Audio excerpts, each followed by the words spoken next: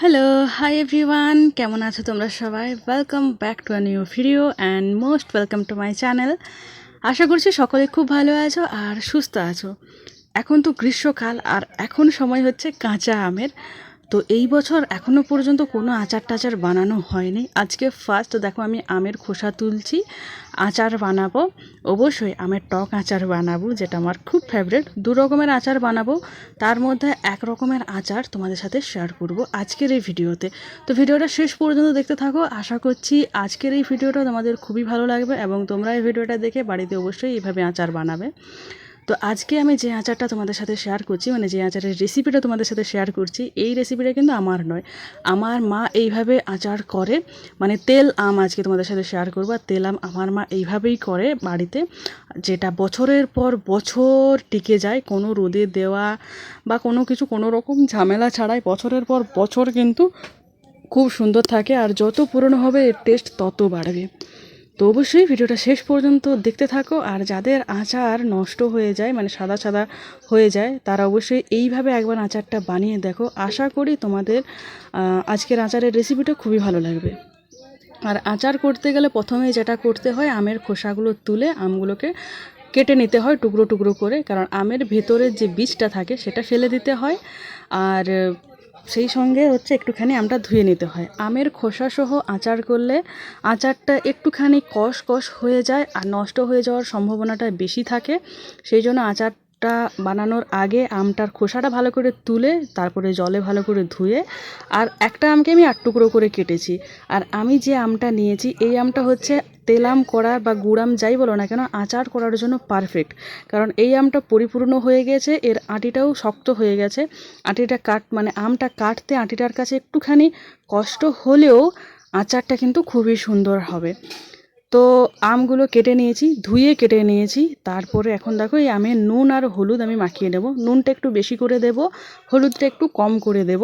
হলুদটা জাস্ট হলদে রঙটা আনার জন্য, মানে আমটা যাতে হলদে রঙ হয় সেই জন্য আমি হলুদটা দিয়েছি। আর নুনটা কিন্তু বেশি করেই দিতে হবে, কারণ জল ঝরবে আর নুনটা কমে যাবে। আর নুন বেশি করে না দিলে আচার মাখিয়ে একটা কুলোর মধ্যে বিছিয়ে আমি রোদে রেখে দিয়েছিলাম। আজকের রোদটা মারাত্মক পরিমাণে ছিল, তাই আমি দুপুর পর্যন্ত রেখেছিলাম, দুপুর 1:30টা পর্যন্ত রেখেছিলাম। আর আমি রোদে দিয়েছিলাম সকাল 9টার দিকে করে। আমটা কিন্তু খুব বেশি শুকনো করা চলবে না, ওই যে নুন দেওয়ার পর যে জলটা বেরোবে ওই জলটা শুকনো হয়ে গেলেই কিন্তু রোদ থেকে আমটা তুলে রাখতে হবে। আর বেশি শুকনো একেবারেই করা চলবে না, যদি বেশি শুকনো হয়ে যায় তাহলে কিন্তু আমটা একদম চিমড় হয়ে যাবে, ওটা খেতে ভালো লাগবে না। এবার সন্ধ্যাবেলায় আমি আমের আচারটা করছি। আমি তোমাদের প্রথমেই বলেছিলাম যে আজকে 2 রকমের আচার করব, তার মধ্যে এক রকম তোমাদের সাথে শেয়ার করব। প্রথমে যে আচারটা করেছি সেটা হয়ে গেছে, এখন করছি তেল আম।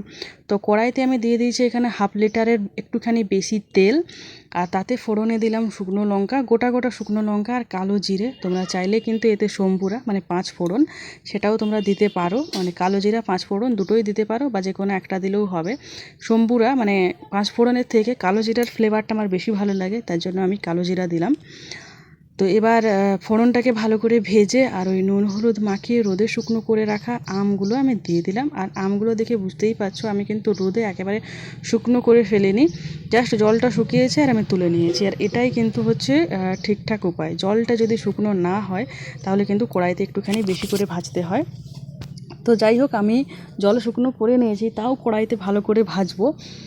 তো আমটা তেলের মধ্যে দিয়ে আমি একটুখানি হলুদ দিয়ে দিচ্ছি, কারণ প্রথমে আমি একটু হলুদ কম দিয়েছিলাম। তো এখন হলুদটা বেশি করে একটু দিয়ে দিচ্ছি আর তারপরে নেড়ে চেড়ে বেশ ভালো করে ভাজবো। একটুখানি নুনও দিয়েছিলাম অবশ্য, আমার জল বেরিয়েছিল অনেকটা আর আমি জলটাকে ঝরিয়ে ফেলে দিয়েছিলাম। জলটা না ঝরিয়ে ফেললে নুন দিতে হতো না। তো বেশ কিছুক্ষণ ধরে নাড়াচাড়া করে আমটা ভাজা ভাজা করে নিচ্ছি। আর এইটাই হচ্ছে টেকনিক, আমটা ভাজা ভাজা করে নিলে কিন্তু ওই যে সাদা সাদা হয়ে যায় আচারের মধ্যে সেটা কিন্তু আর হবে না। এবার আমটা যখনই ভাজা ভাজা হয়ে গেছে বাকি যতটুকু যা তেল দেওয়ার আমি দিয়ে দিলাম এর মধ্যে। অবশ্য এর পরে কিন্তু তেল দেওয়া যেতেই পারে, তবে আমি এই রেসিপিটা করার সময় যতটুকু যা তেল দেওয়ার আমি দিলাম।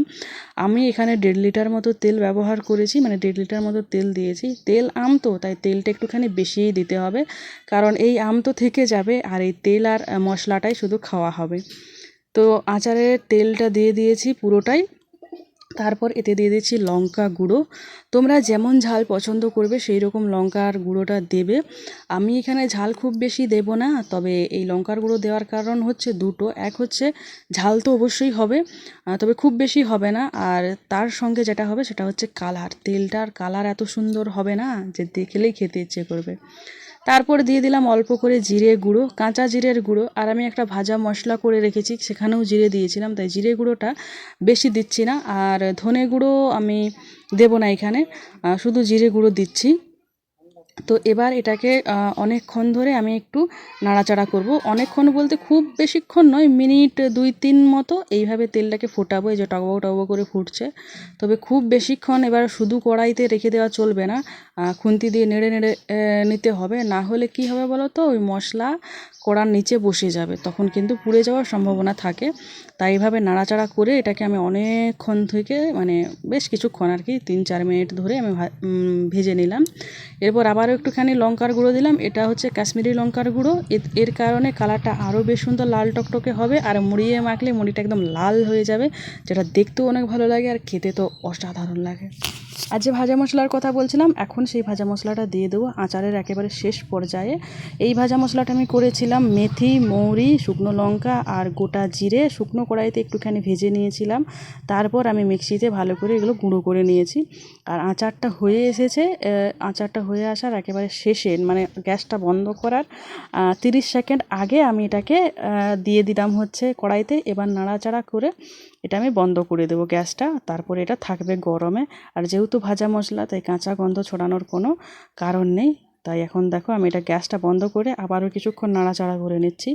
রেসিপিটা কিন্তু খুবই সহজ আর খুব কম সময়ের মধ্যেই হয়ে যায়। তবে এই রেসিপিটা বাড়িতে বানিয়ে বছরের পর বছর রেখে দাও, এর কোনো রকম ক্ষয়ক্ষতি হবে না, না তো রোদে দেওয়ার কোনো ঝামেলা থাকবে। তো অবশ্যই কিন্তু বাড়িতে ট্রাই করো, আর রেসিপিটা কেমন লাগলো অবশ্যই আমাকে কমেন্টে জানিও। তো আজকের মতো ভিডিও এই পর্যন্তই থাকলো। আশা করি ভিডিওটা দেখতে ভালো লেগেছে। ভিডিওটা দেখতে ভালো লাগলে একটা লাইক করে দিও, চ্যানেলটা সাবস্ক্রাইব করো, আর সকলের সাথে ভিডিওটা প্রচুর প্রচুর শেয়ার করো, কারণ এই রকম একটা ভিডিও আমার মনে হয় খুবই উপকারী, তো সবারই জানা দরকার।